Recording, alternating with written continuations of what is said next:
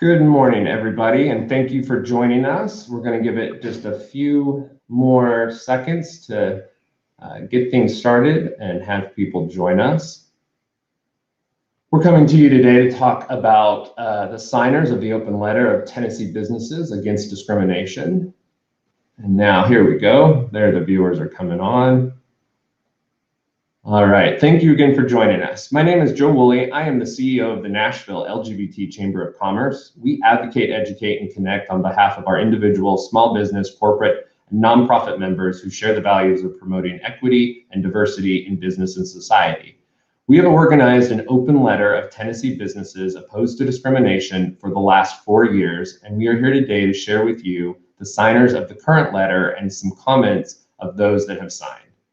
This is the second release of this letter. We officially released this letter on March 8th, and since that release have had over 15 additional corporate signers and many, many more small businesses all across the state.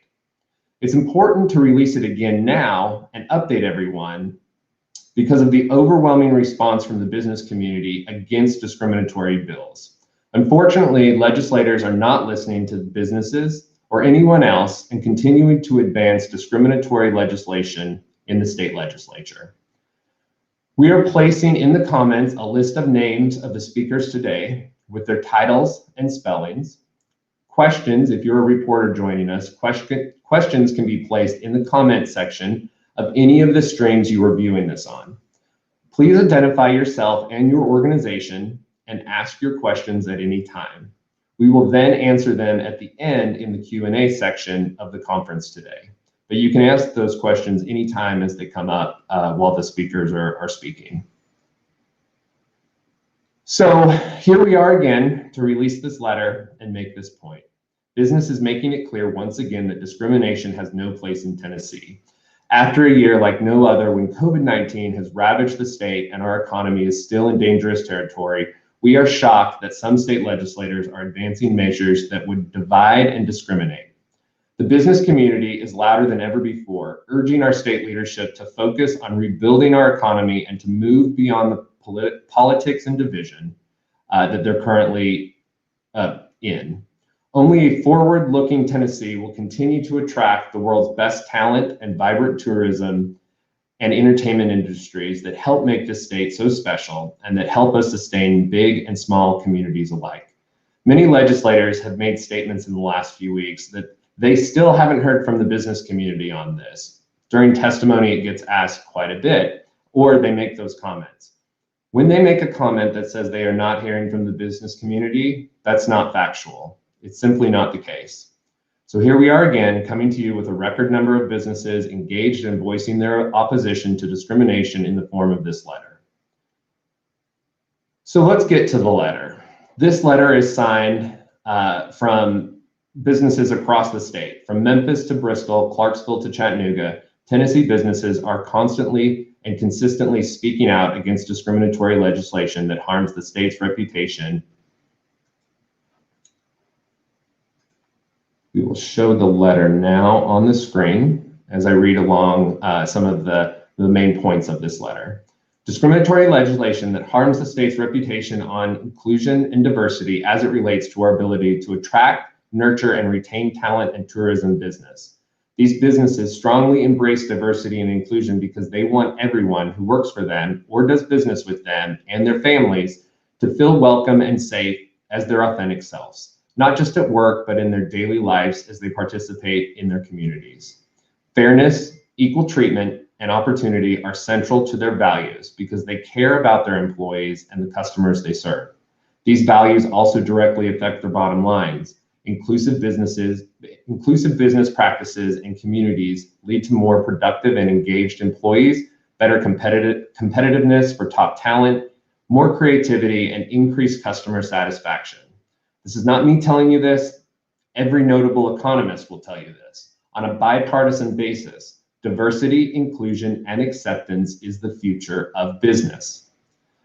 Tennessee is a great place to do business. As we work to recover from the economic impacts of COVID-19, we still have one of the nation's lowest unemployment rates, and companies in many sectors are expanding and hiring.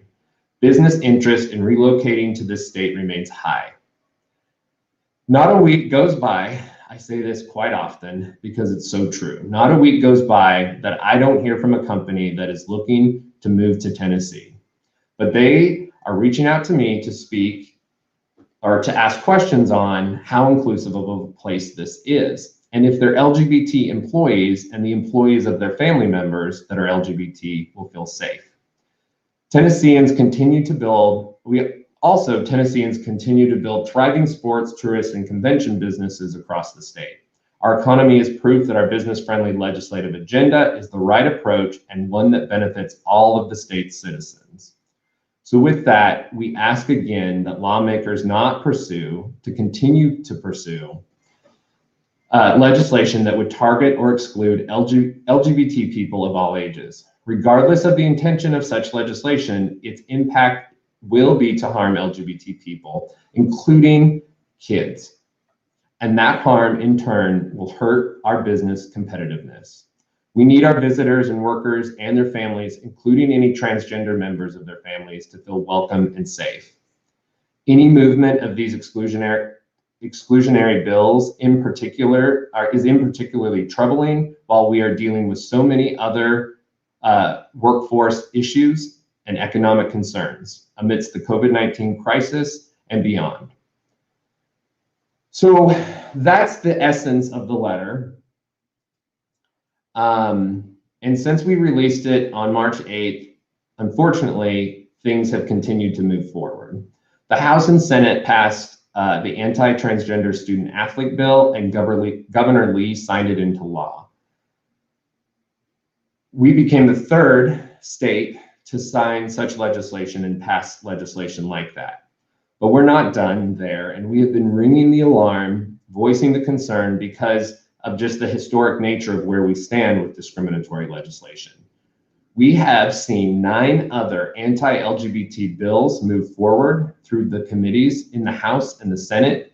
Each week, those bills advance, even though in the committees that they're being voted on, no one can produce a need for this legislation.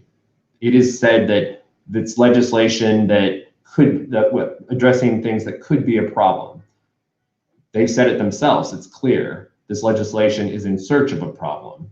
All it is doing right now is discriminating. Legislators continue to hear from businesses and others in opposition to this legislation, but again, it still continues to move forward. Business has continued to sign on to this letter, as we've stated. In record numbers, we're now over 50 businesses. Lauren, if we could show the new signers since the March release of the letter, we have seen 13 new corporations sign the letter in the last month and over 25 additional small businesses. We now have over 50 corporate signers and over 135 small businesses. Again, those are across the state. This just isn't in Nashville. We also have on the letter, and we'll drop the link, the direct link into the document for the letter. You can see a breakdown of businesses geographically. So let's get to our speakers today, because you've heard from me again and again and again, it seems like. We've been testifying down at the Capitol and we've been talking to the press. We wanted to bring you today some of the businesses that have signed, to hear directly from them and to make a few other points. So we have speakers today that have signed and want to share information with you. We're going to begin with some of our corporate signers. We have had many corporations step up in record numbers, and they continue to work at stopping this legislation. This has included signing the letter, but also working behind the scenes, engaging with government affairs departments, in their government affairs departments and lobbyists to talk with legislators directly on these issues. There have also been C-suite leadership of these companies that have reached out and contacted legislators directly, either meeting with them in person down at the Cordell Hall building or setting up Zooms to make it known from an executive of a company to a legislator that they are opposed to this legislation and what their issues are regarding it. One company that is doing all of this and more is Amazon. Amazon has been in Tennessee for years, but heavily engaged around this issue in 2018 when it was announced that their logistics hub and 5,000 jobs was coming to the state. And inclusive Tennessee is very important to Amazon when it comes to being able to attract, nurture, and retain the workforce and talent that they need. Speaking today for Amazon is Michelle Brown, Manager of Public Policy for the organization. Michelle, thank you so much for joining us. Thank you for having me. Good morning, everyone. Amazon values our continued partnership with Tennessee, as it is a great place to do business and has a very talented workforce. We have a long history of supporting equality, and we are opposed to laws that discriminate or encourage discrimination. Amazon strongly encourages Tennessee to revisit any laws that may harm the LGBTQ community so that the state can not only be a premier location for business investment, but also be a leader in diversity and inclusion. Thank you. Thank you very much, Michelle.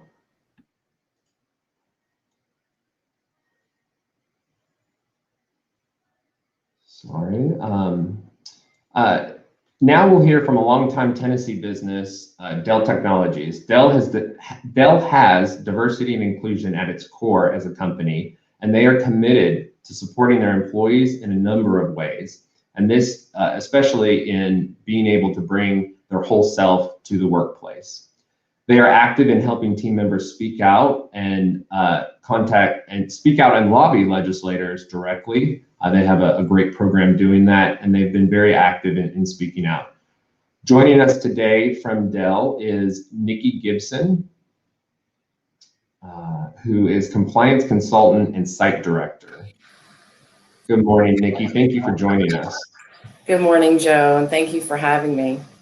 As you said, I'm one of the site directors for the Dell Technologies campus here in Nashville, and I'm here today to share comments on behalf of Dell and in my personal capacity.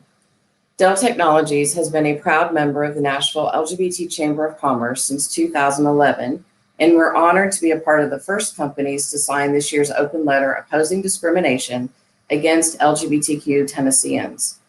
As a company, we are always striving to attract the best and the brightest and to help our team members thrive. A big part of that is making sure that every person on our team feels that they are welcome at work and that they're be treated with dignity and respect, and that they're valued for who they are.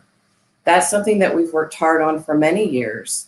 But one thing that we've learned over the past several years, especially in a very tight market on talent, is that we have to think of the 360-degree, the full life of our team members and their families. If they feel safe and included at work, but their spouse or their kids don't feel safe and included in their daily lives, it takes an enormous toll on our team members. We care about that because we care about them, and we also care because it presents us with an enormous risk from the perspectives of productivity, recruitment, and retention. In thinking about the daily lives of our team members and their families, each of the controversial bills being presented for vote against the LGBT community is unjust, and it does not align with our people core values. Values that say that we treat others equally and with dignity and respect. Currently, Tennessee representatives are voting on several bills against this community, and as a business with operations across the country, we can attest that in states that make efforts to be inclusive and welcoming to everyone, this is where our team members grow and thrive along with their families. When our team members grow and thrive, so does Dell Technologies. Thank you. Thank you very much, Nikki. Mars Pet Care, one of our top members and very active in the community, was supposed to join us today. They were not able to make it. I would direct you to the open letter. Again, we've dropped that link in the comment section, and you can find their statement on the letter. Mars Pet Care has spoken out year after year. They send their apologies for not being able to be here today, but do point you to that statement. They're a larger parent company, the Sustainable Food Policy Alliance, which also includes corporations of Dannon North America, Mars Incorporated, Nestle USA, and Unilever United States, all that have a presence here in Tennessee. They have put out an op-ed that was published in USA Today last week about corporate leaders, companies should work against anti-LGBT bills in Texas and other states. Mars Pet Care and again, the Sustainable Food Policy Alliance has been very active in speaking out, and we thank them and would point you to that statement and to that article. So one of our signers today works with companies on diversity training, so they can speak to directly what companies are engaging on around diversity and inclusion initiatives. They're doing the work of what we talked about in the open letter of diversity and inclusion being so important to corporations in today's world and today's economy. We have Sean Riley joining us with Diversity Builder. They are a senior trainer. Sean, thank you so much for joining us today and speaking on behalf of Diversity Builder on this matter. Absolutely. Thanks so much for having us, Joe. As the state constitution reminds us, arbitrary oppression is absurd, slavish, and destructive of the good and happiness of mankind. The dangerous impacts of the oppressive anti-LGBTQ bills proposed during this year's legislative session run wide and deep, to both the future of businesses and for LGBTQ Tennesseans and their families. It chokeholds Diversity Builder, Inc. and other Tennessee's businesses' ability to competitively recruit and retain the strongest talent possible as LGBTQI trainers look to make their home elsewhere in states that embrace inclusion, diversity, and equity. In North Carolina, the passage of discriminatory bills, such as those proposed here, led to statewide boycotts from leading companies and influencers, leading the state to repeal its bathroom bill just the next year. This does not bode well for our state. As we work to build the strongest and most appealing job market and economy in the country, we must fully value and celebrate difference. We encourage the people of Tennessee and its legislature to protect workers from discrimination based on sexual orientation and/or gender identity, which are protected classes under the category of sex in federal law.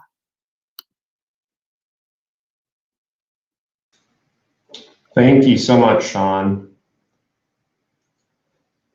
So one sector of the economy, a growing, booming part of the economy of Tennessee is technology, and the technology companies that continue to move here from places like California, Massachusetts, New York, Chicago, Illinois, places Tennessee's great for jobs. We continue to attract jobs here, tech jobs specifically. You can't go a week without seeing a tech company moving here. Facebook has recently announced jobs. There were several over the last few years that are members of ours that have moved here around technology. So joining us to speak about this in regards to technology companies is Servando Esparza, who is Executive Director of the Southeast for TechNet. Servando, thank you so much for joining us and talking about this important point. Of course. Good morning. Many of our TechNet members have operations in Tennessee. They know better than anyone the global nature of competition for the talent that drives the innovation, profitability, and job creation that their companies are proud of. Talented workers know that they can pick and choose where they want to live, and a big part of the choice is increasingly a culture of inclusion, opportunity, and safety for workers and their families. Anti-LGBTQ bills will cause harm to tech employees and their families who may already be marginalized and susceptible to harassment. Tennessee has taken bold steps to become an economic powerhouse, but any barriers to opportunity in Tennessee will make it harder for tech companies and other employers to convince people to call Tennessee home. We respectfully ask lawmakers not to do anything that will make it more challenging to compete for the talented, highly educated workers that many companies need to hire. Thank you. Thank you very much for speaking today. TechNet has also put out an open letter. Servando, I don't know if you wanted to address that briefly of the companies that have signed on to that and where the press, we can find that and drop that in the chat as well. but there has been a specific TechNet letter regarding this issue. Is that correct? Yes, we've provided letters on opposition to a number of these bills, and happy to share that with anyone that would like to see those. Thank you. Thank you again. So as I stated earlier, and the letter states, Tennesseans continue to build thriving sports, tourist, and convention business across the state. No sector of the economy will feel the effects of an economic boycott that this legislation could bring like the hospitality industry would feel. And after a year like no other with regards to COVID, with an industry and an economy that was hit so hard from the COVID-19 pandemic, they're just starting to recover. The worst thing that they could see is any potential backlash to the state regarding tourism and hospitality boycotts. They are always the ones in any state that this has taken place in that feels it first. To talk more about the hospitality and tourism industry around this matter is Rob Mortensen, President and CEO of the Tennessee Hospitality and Tourism Association. Rob, good morning. Thanks so much for being here. Thanks, Joe. Thanks for having me. Appreciate the time to have this conversation. And I think you kind of summed it up for me. We've been hit really hard this year, as you know. We've had a lot of our businesses shut down and really struggling. Tennessee and Nashville, we are all about conventions, bringing people into town. And as some of you all know, we had cancellations in the past because of the bathroom bill, and our folks are very much concerned about cancellations going forward. To your point, Joe, we need a recovery, and anything to kind of pause that or to stop that is really kind of putting people in a place where they're going to be losing businesses. Over the past year, we had a lot of folks wanting to come to town and not able to come to town, and so there's a lot of pent up desire to travel. And the other thing is that we know folks have choices, right? Choice on where they can go, and we want people to feel welcome. So our hope is that legislation that is out there is not hindering folks from wanting to come to Nashville, wanting to feel welcome. I know that many years ago we had several conversations around what we called the anti-tourism bills, and these are anti-tourism bills. So our hope is that what comes out of all of this is not going to hurt folks from wanting to come to Tennessee, and that it doesn't matter who you are. So Joe, I think we're encouraging for folks not to vote on those bills, and hope that people feel welcome when they come to Tennessee. So thanks, Joe. All right, thank you very much, Rob. We have tried to, with Rob and others in the hospitality and tourism industry, have tried to really, get this word out and make these points and give this data from past discriminatory bills being passed of how this economy feels it when discrimination does pass. The hospitality and tourism industry is concerned. You have convention and visitors corporations engaging all across the state. Again, Rob just spoke from the Tennessee hospitality industry on what they're working on. Here locally, the Nashville Convention and Visitors Corporation, Butch Spearden, has been talking about this and warning about the fallout of this as well, because Nashville is going to feel it first, and it's going to feel it the hardest. 40% of the tourism economy is generated here in Nashville, Tennessee. So Nashville does feel that fallout directly as well. And we know from years past and from past bills what that fallout looks like. So for reference, the adoption bill that was passed in January of last year, so the year of COVID, the legislature started up and passed an anti-LGBT adoption bill that was signed by the governor immediately after that. I am aware of 14 conventions that canceled after the passage of that one bill.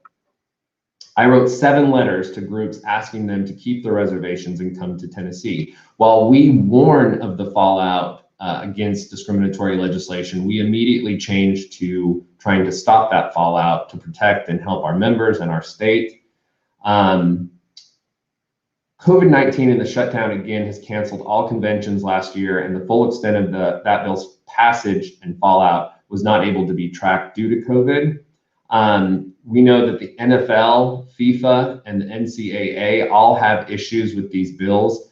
Tennesseans put all future tournaments and championship games at risk by passing this legislation.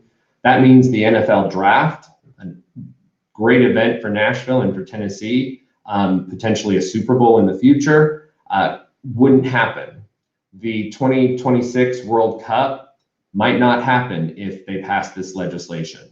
And then we all love our basketball. The NCAA has made it clear they do not like these bills, and we may not see basketball tournaments across the state. As I said again, conventions are 40% of the Nashville tourism economy. 1/3 of all tourism business is produced out of Nashville. Visitors still travel outside Nashville to many Tennessee locations when they come to Nashville. They're also going outside of the city. So this has an impact. It also has an impact in Memphis, the Smokies, all the great places that people come and visit in Tennessee.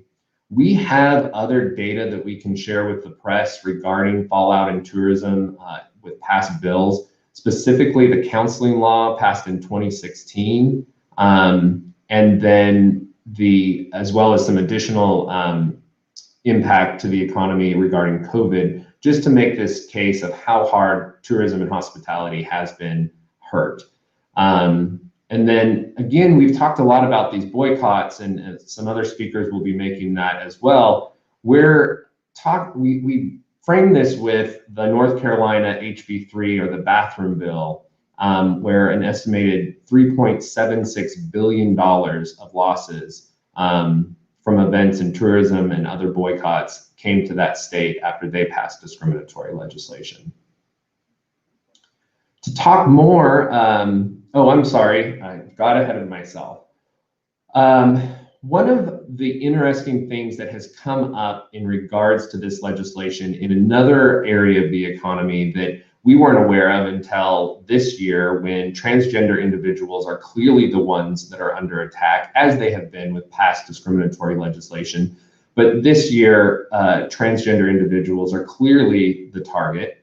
And are clearly being targeted. One of the things that has come from this is the impact around private wealth companies in the state. The previous governor recruited private wealth companies to come to the state and set up their private wealth companies here. They worked really hard to do that. And there is a private wealth company that did so, and it was made clear that they had diversity and inclusion was key to this company choosing to come to Tennessee, and that any type of discrimination would be an issue. Lauren, if you can pull up the portion of the letter regarding Colonel Jennifer Pritzker. Colonel Pritzker was going to try and join us this morning. Again, she was not able to, but Colonel Pritzker did send me her statement and asked me if I would read it. As someone with deep roots in Tennessee, I was excited to make this state the home of my family's private trust company. Our team has had a great experience working with the Tennessee Department of Financial Institutions, and I have always felt welcomed by the department and all who work there. Under the governor at that time, Tennessee presented itself as an inclusive place that would continue to welcome people of all backgrounds. Yet now, with the currently proposed and recently passed anti-LGBTQ legislation, 15 filings this year alone, and more than 70 filed since 2015, Tennessee is clearly not the friendly, inclusive state for business, as I was led to believe. As a transgender woman, these unnecessary and hurtful laws are personal to me. But as a businesswoman, my larger concern is the impact they will have on Tennessee's reputation and ultimately economic well-being as businesses and tourism turn elsewhere. No state benefit from the perception that it is an intolerant and unwelcome place for people of different backgrounds, and it alarms me gravely to see the state vying for the title of least inclusive in the nation. As a result, Governor Lee and a majority of the state legislators are creating an environment that will force me to consider moving my family's business out of Tennessee. Furthermore, given that many families have at least one relative identifying as LGBTQ, I suspect other families will also consider moving out of Tennessee, and when evaluating it for purposes of domiciling a private trust company, will not choose this state for the same reasons. As a retired colonel in the U.S. Army and a longtime conservative with hopes for resuming my support for the Republican Party, I also find these laws un-American and anything but conservative. The government should not be censoring teachers and forcing businesses to hang stigmatizing signs outside bathrooms just because the state political leaders deem some people abnormal. Be aware, this opens the door to all kinds of discrimination against women, people of color, your sisters, daughters, neighbors, friends. Anyone political leaders decide is lesser than, different than, or unworthy of equal protection under the law. Many of us feel deceived and defrauded by these developments, having been enticed to do business in the state under the false pretense that it would remain inclusive. If the legislature insists on embracing division and exclusion, we may have little choice but to pull our business out, harming workers and their families the most. I implore the state's political leaders to embrace unity and the economic interests of all Tennesseans. Signed, Jennifer N. Pritzker, President and CEO of Tawani Enterprises, Colonel in the Army, retired, Lieutenant Colonel, U.S. Army, retired. I read that because it's a very powerful statement that Colonel Pritzker has made. She has made this openly today and has released this statement. She also has allowed me to inform the press that she sent this to all legislators last week in an open letter, saying the same, and to the governor. She has spoken to the commissioner, and she has made this very, it is aware and out there. We're happy to share that letter with you. But again, the statement is the letter that she shared with legislators. And I can tell you legislators have responded. I've heard several responses from a lot of them. I want to personally thank Colonel Pritzker for standing up, for speaking out and engaging on this issue. Her leadership around this is very needed. And again, I want to thank her. So to close and kind of tie this up and put this in perspective, we're going to hear from two organizations that work at the national level regarding discriminatory legislation like this. We work with these organizations closely, and we're hearing from them what they're seeing around the country, and they also help us engage here locally on a matter of issues regarding these bills. We're very appreciative for their work. First off is Hannah Willard, Vice President of Government Affairs for Freedom for All Americans. Hannah, thank you for joining us. Good morning. Thank you for having me. My name is Hannah Willard, and I am the Vice President of Government Affairs for Freedom for All Americans. We are a bipartisan campaign dedicated to securing full protections for all LGBTQ Americans, ensuring that they can go about their daily lives with dignity and respect. We work closely with our partners in Tennessee, like the Nashville LGBT Chamber of Commerce, the Tennessee Equality Project, and others nationwide to protect all LGBTQ Americans. A record-breaking number of anti-LGBTQ bills have been filed nationwide, and the vast majority of them target transgender youth. This slate of anti-transgender bills that are pending in the Tennessee legislature is part of a string of concerted efforts, incredibly coordinated efforts by opponents of LGBTQ equality across the country. This is a very coordinated attempt to chip away at support for LGBTQ people writ large, and it's being orchestrated by a small but vocal minority of extreme groups attempting to spread myths and lies about who transgender people are in order to roll back existing rights for LGBTQ people at a time when we know support for LGBTQ equality is at an all-time high. These are some of the worst political attacks on transgender kids in recent memory, and especially right now during an ongoing crisis for state economies, it is particularly egregious that lawmakers are pursuing these divisive and dangerous bills, which, quite frankly, do not represent Tennessee communities or constituents' needs.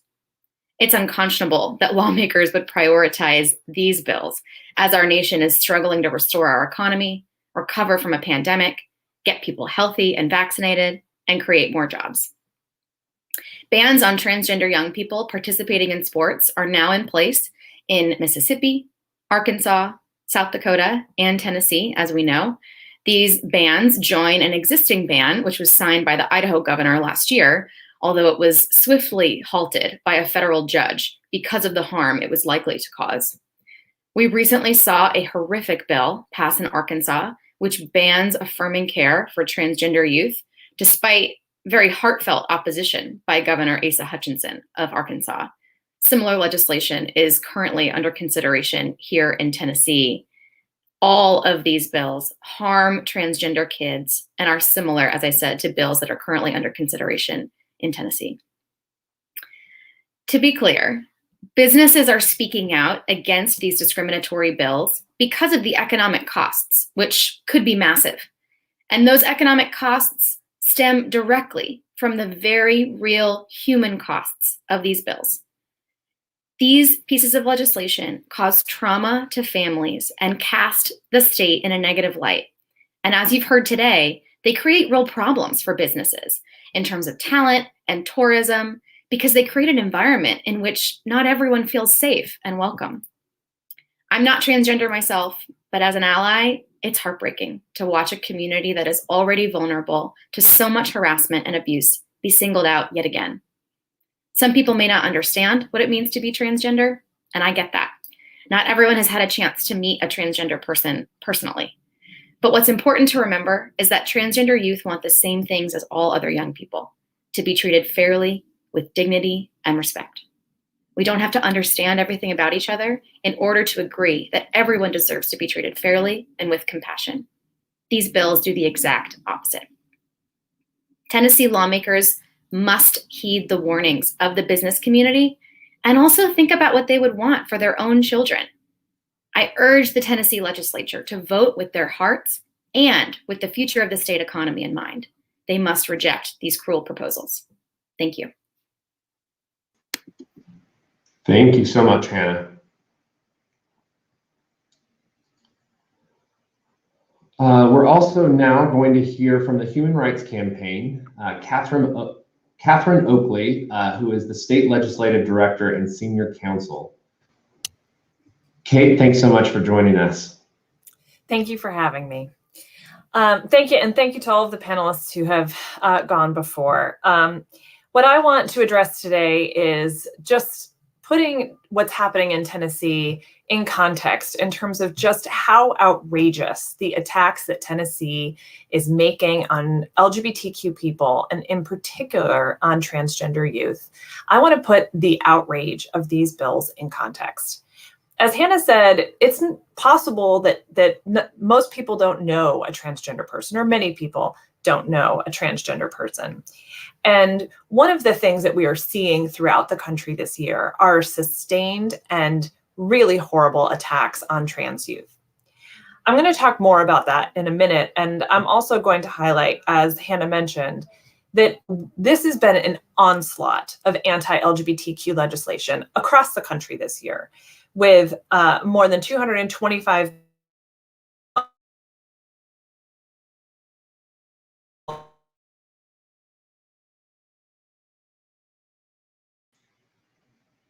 We may have lost Catherine. Kate, are you still with us?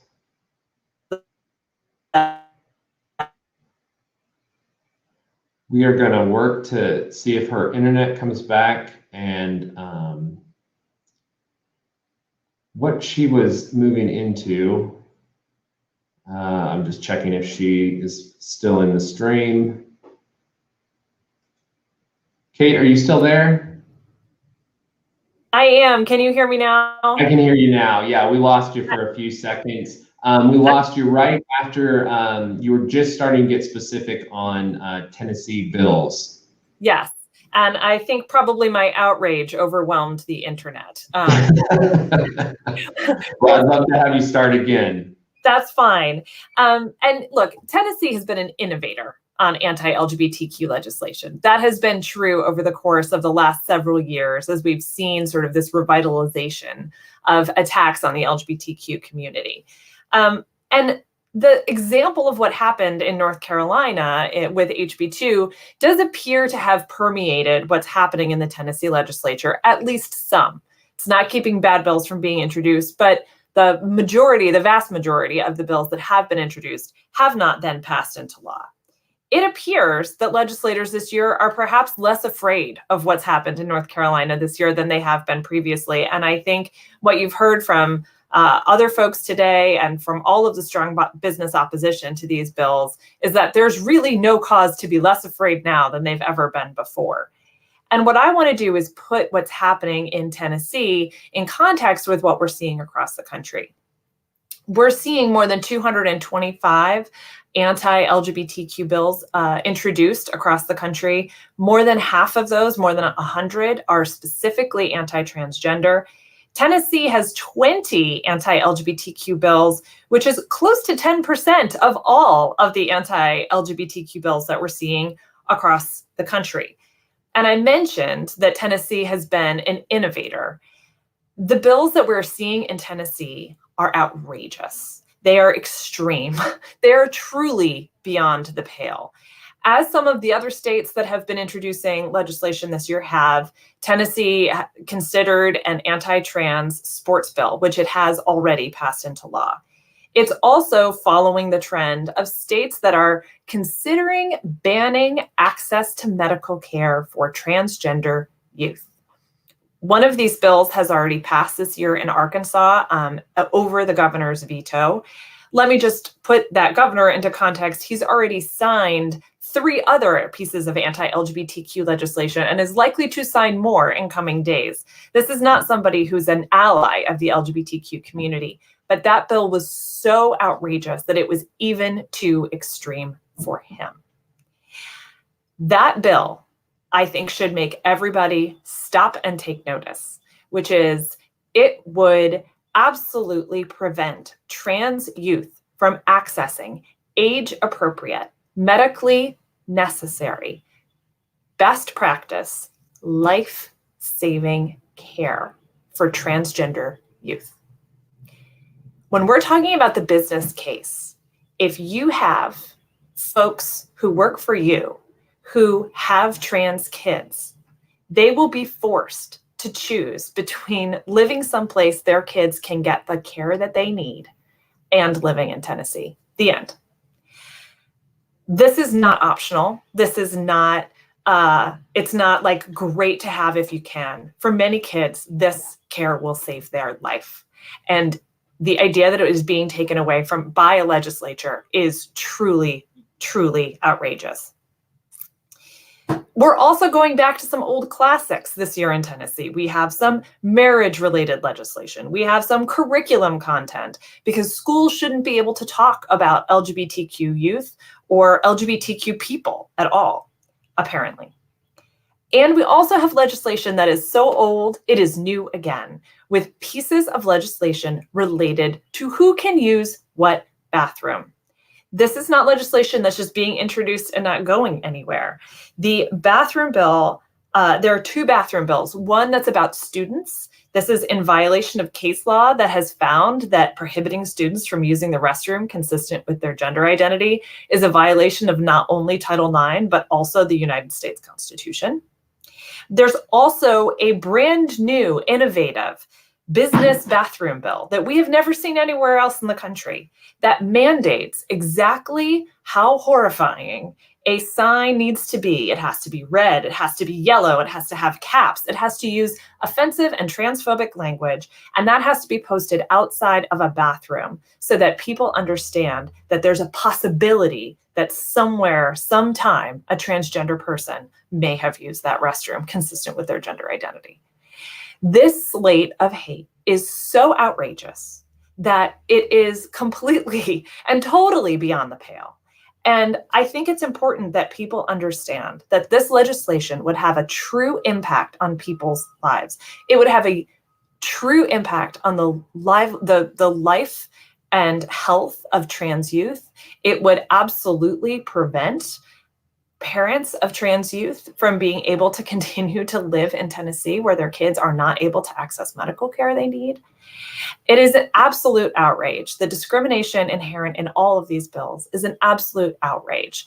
And I just want to make sure everybody understands this legislation is truly, truly terrible.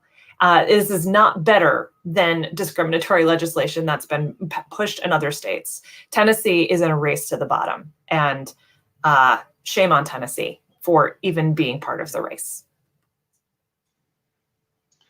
Thank you so much, Kate, for speaking to that and making it clear where Tennessee stands in this national dialogue around discrimination and just how, unfortunately, in front Tennessee is in this way. Regarding the bathroom signage bill, I want to just take this point and then we're going to get to questions. So if you are a reporter watching this, please again, put your name, the organization you're with, and ask your question, and we'll get to answering all of those. I know we have several in the queue, but there is one specific to kind of this. Kate, one of the things that we keep hearing regarding the bathroom signage bill, we heard it from the sponsor, we've heard it from other business coalition groups. They are saying this isn't discriminatory. We don't read the bill as discriminatory. And I have had, the conversation saying like, well, it clearly is discriminatory with where the language starts from and what it's trying to do, but also that they don't get to just say it's not discriminatory and have it not be discriminatory. Can you talk more about that specifically? Yeah. One of the things about that bill is that it actually says that any business that has a formal or informal policy of allowing transgender people to use the restroom consistent with their gender identity must post one of these signs. A formal policy, I think, is fairly straightforward, right? If you have something that's written, or in general, if you have some kind of a well-known policy that, yes, our restrooms are to be used by folks consistent with their gender identity. I don't know what an informal policy is regarding allowing transgender people to use restrooms consistent with their gender identity. And I would argue that it is possible that what's intended by that is that unless you have a formal policy of actively excluding transgender people from using the restroom consistent with their gender identity, that you would then be liable under this bill. The idea that there is posted signage that uses transphobic language, and truly, I mock this up just so that I could see what it looks like. They want to know, they have specifications for how wide and how tall and where the red should be and the yellow capital letters, and then also the capital letters on the bottom that explain how that includes this transphobic phrase biological sex, as if that's something that even exists. And they are saying, so basically, if you're a business where people use your restrooms, I think under this law, you would need to actively be policing to make sure that transgender people are not using the restroom consistent with their gender identity, or you would have to post one of these horrifying signs. And I think that it's completely outrageous that this is even on the table, and it is absolutely about discrimination, no doubt about it. Yeah, that's very clear, and you summed that up perfectly. The other concerns is, one, the direct cost to businesses to buy these signs. The legislature is putting on an added economic impact to businesses that have inclusionary policies. And then we've also been making this point. You are literally putting a target on the front door of businesses that have these policies. And target is two things there. A target for people to know that a business has these policies, but also target, the store was targeted by someone in 2017 after they came out with their inclusionary bathroom policies, where someone went and shot up a Target because of that very issue. You are putting businesses, literally putting targets on businesses that have these policies, these inclusionary bathroom policies of where people go to the bathroom. So thank you very much, Kate, for clarifying that and really setting the national stage for where Tennessee is in this. I want to thank all of our speakers today, and we want to get to your questions. We're going to start with Kyle, because it's similar to what we've just been talking about. Kyle Horan with News Channel 5, can you expand on the specific bills you believe will be harmful? I'd be happy to hear from Joe or a business owner on this. So great question, Kyle. I am going to add up here language from our last advocacy alert to try and educate on this topic. Kate has just hit on all of these, but this kind of breaks it down for you with what else we have coming. So we've had the anti-transgender student athlete bill that again was in 27 states across the country. It was up here in Tennessee, but here's how to think of what is still out there and what is upcoming. Overall, we are the state with the most anti-LGBT bills filed ever. HRC and Kate has made that point in past press conferences. The state with the most bills filed ever with 70 since 2015. The state with the most to lose, this is from me. Tennessee has so much going on in regards to business and tourism, and we will be record-breaking in the level of economic harm and fallout around passing these bills. That's in reference to North Carolina. To put into perspective the bathroom bill in 2016, South Dakota passed the bathroom bill first, and then North Carolina did it. Because North Carolina, you could actually impact that economy. It had more to lose than South Dakota. Unfortunately, Arkansas has passed all of the bills that we're talking about here in Tennessee. Alice has Alabama and Mississippi on some of them, but Tennessee has the most to lose. No offense to the other states, but they're not Tennessee, and they don't have, they're not set up to lose what we could potentially lose with our corporations and our tourism. We've got bathroom bills. The only state that has had a bathroom bill filed every year since North Carolina passed the bathroom bill in 2016. The only state that had a bathroom bill filed this year, we have 2 bathroom bills up. 2. If those bathroom bills pass, the only state that has passed a bathroom bill since North Carolina in 2016, we have trans healthcare bans. We have 2 different versions of this bill. There's actually a third. There's 2 that are specifically moving forward and are looked to be on the verge of passing.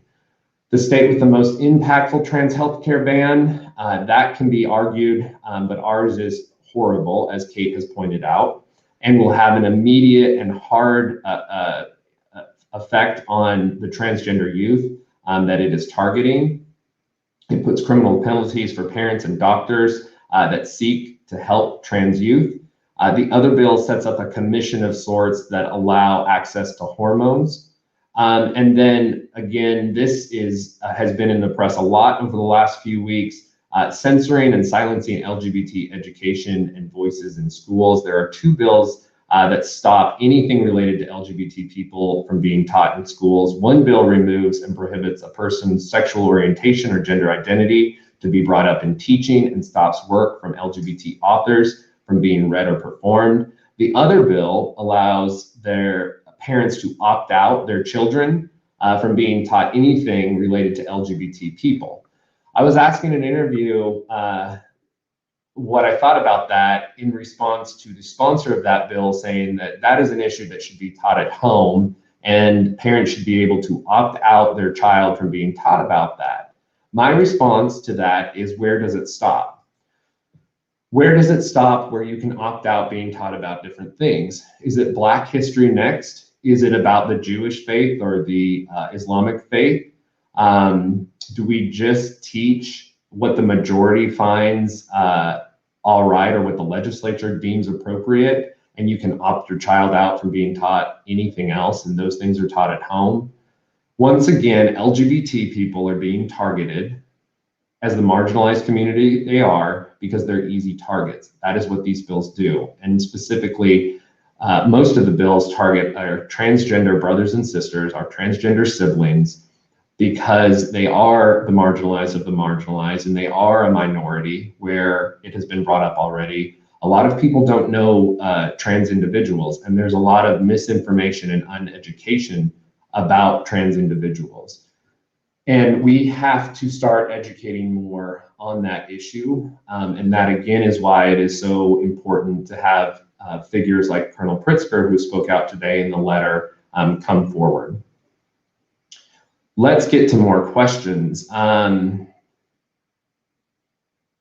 just scrolling to the top. There is a question from Stella Yu with the Tennessean. Corporations, this is specific for Amazon. They won't be speaking on that. They'll let their statements stand. But the question is, what concrete steps will the companies take to respond to anti-LGBT bills? Will they consider pulling funds or withdrawing projects? That is a great question. Companies get asked that, and I would continue to direct statements or questions to companies regarding that. There have been several large jobs announcements in the past few weeks, and that question has been asked to them. There are jobs coming all over the state with companies that have made it clear this is an issue, and that is the real threat. 2 years ago, we had our member Postmates made the comment that they would not bring 400 jobs to the state of Tennessee if discriminatory legislation passed. Discriminatory legislation did not pass that year, but we commend them for their stance on that to make it clear they would not come to the state. Other companies have made it clear that they won't come.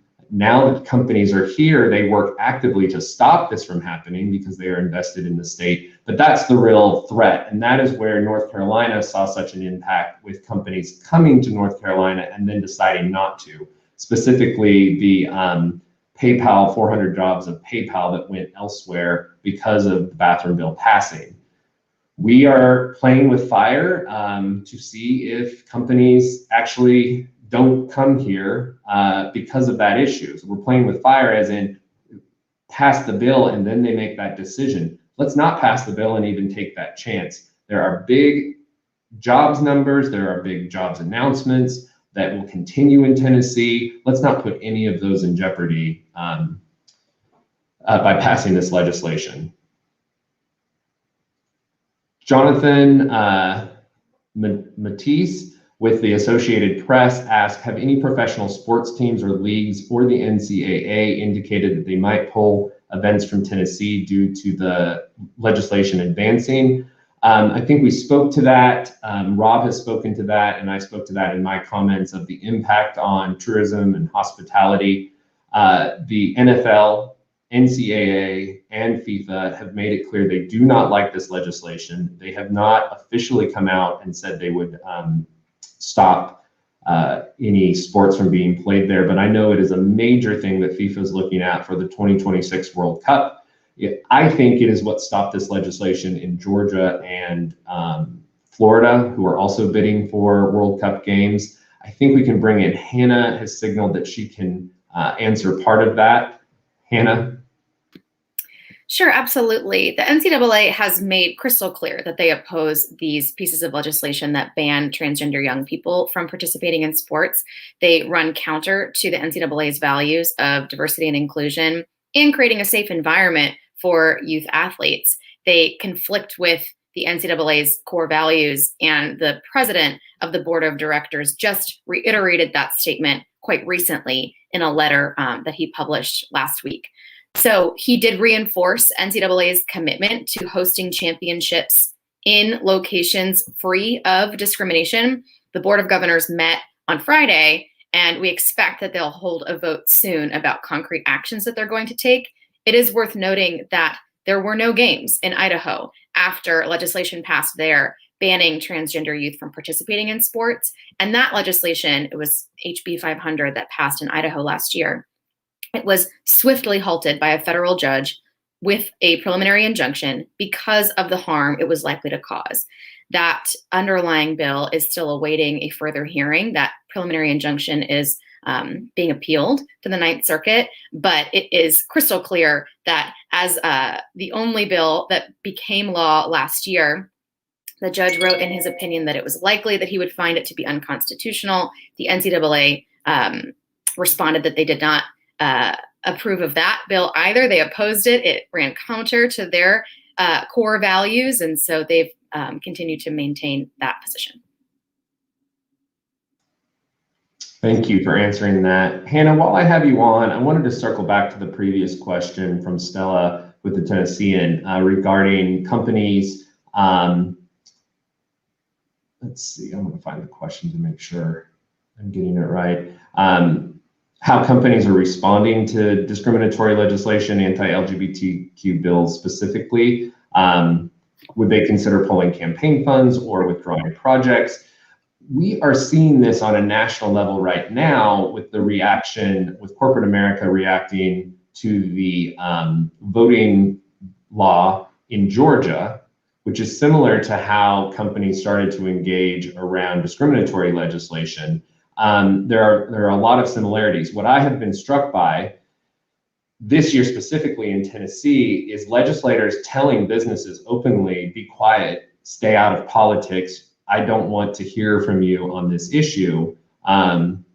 Yet, as I pointed out several years ago when our Speaker of the House made that comment, that he was usually the first one in line to take his check from those companies and then told them to stay out of politics. I think there's a lot of hypocrisy there, and I think people clearly see that. But companies do have a role in politics, and they are making it clear on a number of issues. What are you seeing in regards to that, though, across the country? It's a great question. I think it is very clear that businesses are becoming even more outspoken in terms of their values of making sure that their employees are safe and protected in all areas of their daily life. I loved what Nikki Gibson said from Dell Technologies about the 360-degree view of employees' life. Businesses want to make sure that their employees and their families are able to have a quality of life in all areas of daily life, have a whole life, be able to go to the grocery store, be able to rent a new home, have their kid be able to go to school, and have their employees not experience anxiety, worrying about their kids' health and wellness while they're at school. So that 360-degree view of an employee's life really is becoming even more a part of corporate America's strategies when it comes to opposing discriminatory legislation. Freedom for All Americans and the Human Rights Campaign worked together to put out an open letter of now over 70 businesses across the country opposing this wave of anti-transgender legislation in all 50 states. So these businesses have signed on saying they oppose any of these pieces of legislation that target transgender kids, either by seeking to ban their participation in sports or seeking to ban affirming medical care for transgender youth. So we are seeing a new level of opposition from corporate America, and it's very encouraging. It's very heartening to see the human costs be a key part of their opposition, a key part of why they are speaking up.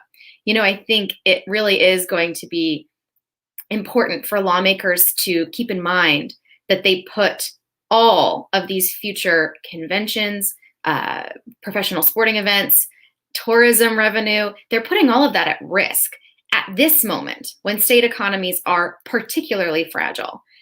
There's not room to risk new investment, to risk tourism revenue, and to risk the health of major corporations that are already investing in Tennessee. I think that's what's most critical for Tennessee lawmakers to keep in mind. This is not the time to gamble with the health of the Tennessee state economy. And so I think it would be very prudent of the Tennessee legislature to avoid anything that might put the health of the economy at risk. Thank you very much for responding to that. Well said. Let's see, we've got another question. This comes from Stella Yu with the Tennessean, and this is for Catherine. So Kate, if you can get ready. I keep calling her Kate because we are friends and colleagues, and that's what I call her, but it is Catherine with HRC. Catherine, what have you seen across the country? Let me pull up Catherine there. Catherine, what have you seen across the country in terms of bills banning LGBTQ related curriculum? We have 2 of these bills, as I pointed out. Are we the only one? What is the harm for both LGBTQ and non-LGBTQ students? Great question. That is a great question. And yes, we are seeing these across the country. I mentioned these as part of my old classics part of my overview, which is to say these are bills that we have seen for a really long time. And, I think that we all hit on this as we were discussing, generally speaking, but I'll just say it very explicitly now, which is that the bills that we're seeing this year are just the newest iteration of anti-LGBTQ legislation that we have seen over the course of many, many years, right? The people who are pushing these bills, there are some national anti-LGBT groups who are pushing these bills. That's why they look very similar from state to state, for the most part. And the curriculum bills are bills, these we have seen over the course of many years, right? I mean, how do you try to make people afraid of a certain population? Well, talk about like how scary they are in school, or refuse to acknowledge that they exist in school. And I think the question really gets at an important point, which is these bills hurt everybody. I mean, yes, they're sending a message to LGBTQ people that there is something about us that is broken, that is gross, that is not savory, and not okay to be discussed in public and in school. So there's certainly the discriminatory message overall that hurts LGBTQ people. There's also just the basic facts of not knowing that LGBTQ people exist, not understanding how to be a healthy person who's LGBTQ, especially in terms of something like sex ed, right? Making sure that people are engaging in safe sex practices, et cetera, et cetera. You lose your opportunity to provide useful information if you refuse to acknowledge that LGBTQ people exist. But it actually hurts everybody. It hurts everybody when LGBTQ people are excluded from the discussion. And that is because LGBTQ people, of course, are people. And as Hannah made this point, and I did, and I know others did as well, which is like, these bills are targeting kids. They're targeting children. They are targeting children. They could not be more mean-spirited and hurtful. They are targeting children. And so for all of these things, when we're just acknowledging that LGBTQ people are people, that they are people who need to be educated about bodies, they need to be educated about safe practices, and frankly, like they need to know that LGBTQ adults exist and have contributed to society. And any kind of legislation that blocks those things from happening, it's mean-spirited, it's hurtful, it has true consequences in terms of health and education. And that's not just for LGBTQ youth, that's for all youth. Thank you again, Kate. You're welcome. All right, last call for questions. If you're a reporter, please put them in and we'll get to them very quickly. It's been a great press conference, I think. Lots of good questions, wonderful comments. I want to thank our speakers right now. There is one more question that has come in. Jonathan Matisse with Associated Press. Joe, can you say what some of the larger groups were that canceled conventions in the wake of the adoption-related law passing, or about how much the economic impact was from the cancellation?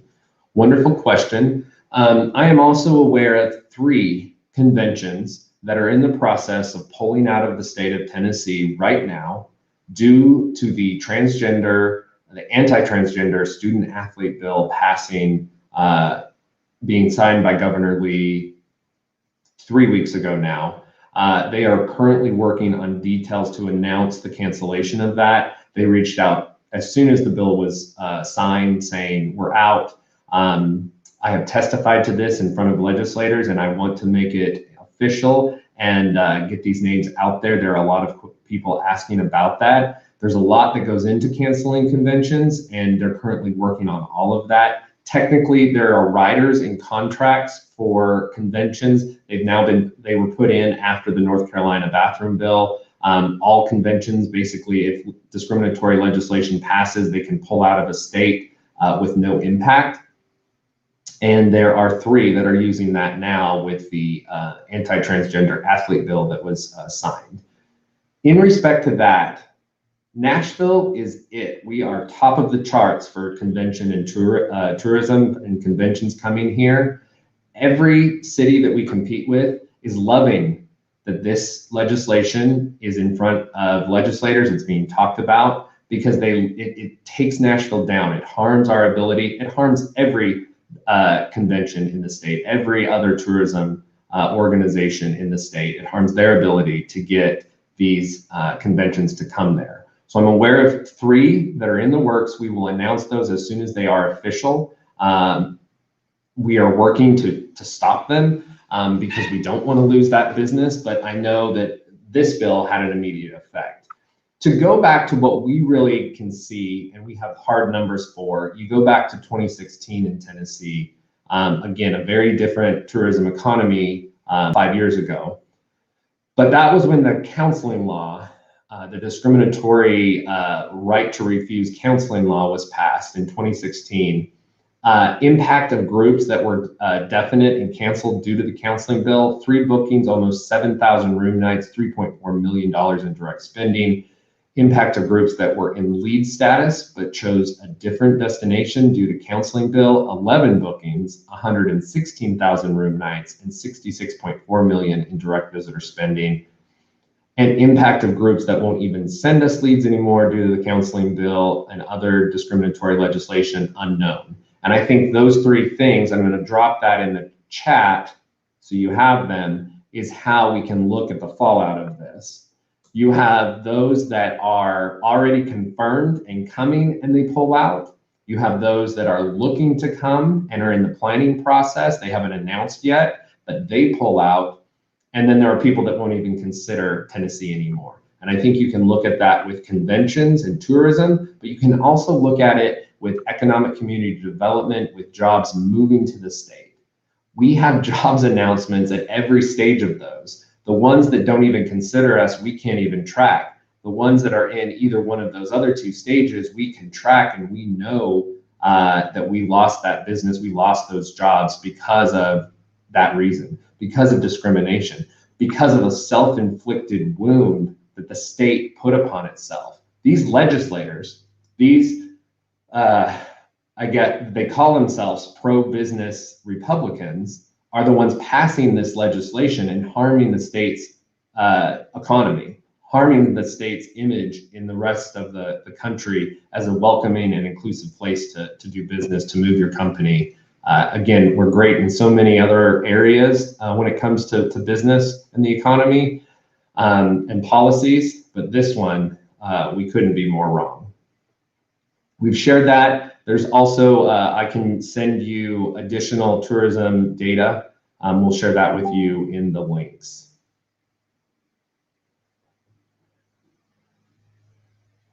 I'm just checking one last, any other questions? I think that brings us to the end. There are no other questions that I see. Thank you all so much for joining us. I want to thank our speakers again for joining us today. Thanks to the reporters that have covered this. This video will live online, so you can be referenced for any quotes, and it is free to use any piece of this in the coverage. Thank you all for joining us today. We will continue to advocate against discriminatory legislation for all of the reasons stated in the letter. And to close, once again, we just ask lawmakers to stop pursuing legislation that targets and excludes LGBT people. Discrimination is bad for business, it's bad for Tennessee, and we hope to see it stop. We've got 4 or 5 more weeks of the legislative session. We will keep you updated. Businesses will continue to engage in the many ways that I have said that they already are doing, and we'll keep the pressure on. There are a lot of bills moving this week. I didn't even get to that, but I can send a rundown if I can't find it quickly. We have a number of bills moving this week just to keep everybody up to date. Today, we've released this letter. Tomorrow, the House Ways and Means Committee will hear the Bathroom Bill 2.0. We plan to testify against this bill regarding the business impact and the fallout to the state. On Wednesday, April 14th, on the House floor, unfortunately, we have the opt-out LGBT teaching bill. This has already passed the Senate. If the House passes it on Wednesday night, it will go to the governor. Just a reminder to everybody, on veto campaigns in Tennessee, the governor's veto, if he were to veto this bill, and we have not seen any signs that this governor is opposed to any of this legislation or working to stop it, which is very unfortunate, especially with his role in bringing business to the state. But we do not expect him to veto it, but a veto can be overridden by the same number of votes in the Senate that it passed. A simple majority can override a governor's veto in Tennessee. So that bill, the opt-out bill, gets voted on the House floor on Wednesday, and then in the House Health Committee, it's a busy day. Anti-trans healthcare ban is being heard, as well as the trans hormone ban, the two bills that we have talked about earlier. So Wednesday in House Health, we again plan to testify there as well regarding these issues, but we could see two anti-trans healthcare bills move forward.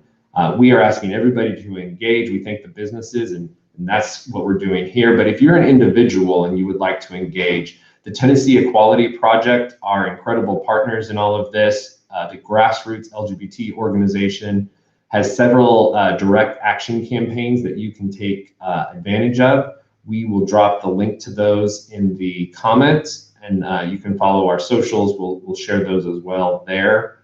So that's what we have coming up. And then there are more bills after that. So stay engaged, stay informed, and help spread the warning of the fallout that discrimination can bring upon the state of Tennessee. Thank you again for joining us today, and we'll talk to you again soon.